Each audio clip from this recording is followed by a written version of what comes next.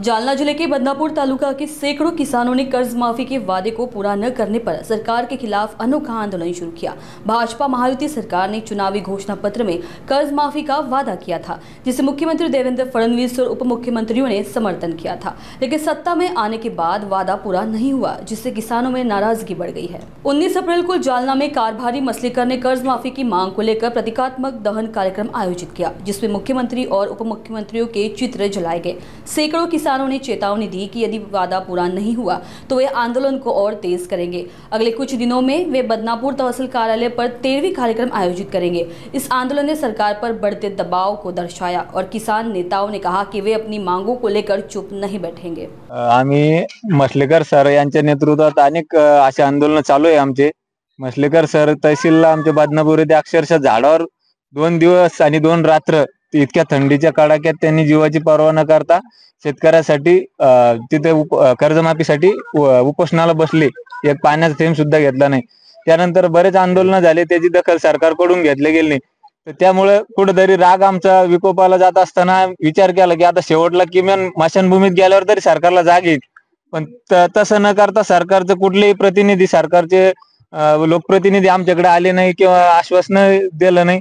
त्यामुळे आम्ही 15 एप्रिल पासून ते 19 एप्रिल पर्यंत आंदोलन चालू ठेवलं आणि त्यानंतर 19 एप्रिल, आज 29 एप्रिल, 10 दिवसानंतर 19 एप्रिलला आम्ही अंत्यविधी केला सरकारचा प्रतिमात्मक, आणि आज 29 तारखेला 10 दिवसानंतर आम्ही 10व्याचा कार्यक्रम या ठिकाणी पैठण येथे करत आहोत। आणि जर या सरकारला आता पण जर जागा येत नसली तरी आमचा एक ना एक शेतकरी जागा होऊन सरकारचे नाके नऊ आणून सोड्याशिवाय राहणार नाही।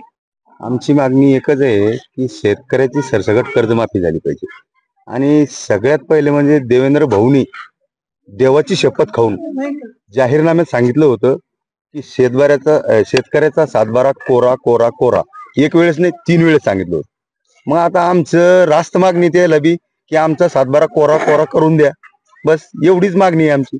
आणि त्यासाठी आम्ही मौजे खेडेगाव येथे 15 तारखेला तिरडी आंदोलन केलं, तरीही आमची त्यांनी दखल घेतली नाही सरकारने। त्याच्यासाठी आम्ही 19 तारखेला त्यांचा प्रतिमा पुतळ्याचं दहन करून आज रूढी परंपरेनुसार 10 दिवसानंतर आम्ही त्यांचा 10व्याचा कार्यक्रम श्री क्षेत्र पैठण येथे मातेच्या कुशीत केलेला आहे।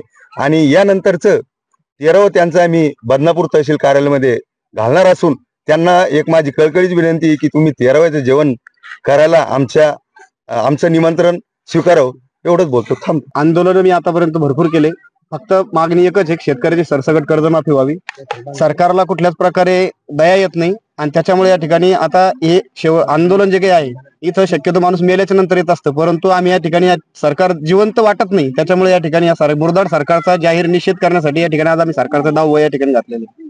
काय पुढची दिशा असेल तुमची? याच्यानंतरची दिशा आता सरकारला न झेपणार आंदोलन असेल। आता आंदोलन करून छोटे आंदोलन करून संपलो, आता राज्यव्यापी आंदोलनाला सुरुवात होईल। इतका रोष काय आला सरकारवर? काय झालं? सरकार खोटं बोलतं सगळ्यात जास्त, सरकारला झेपत नव्हतं, सरकारने शब्दच देऊ नये। अजित दादा इतक्या वेळेस अर्थसंकल्प मांडतात आणि त्यावेळेस जर त्यांना अर्थसंकल्प मांडणे इतकी जर अक्कल नसेल तर त्यांनी बोलावत कशाला? आता अजित पवार हा म्हणजे आम्हाला बिलकुल चालत नाही, अजित पवारच्या शब्दावर थोडाही विश्वास राहिलेला नाही, त्याच्यानं सरकारमधल्या कोणत्याच व्यक्तीवर विश्वास राहिला नाही, त्याच्यामुळे आता आमचा राग जो काही आहे हा आता विकोपाला गेलेला आहे।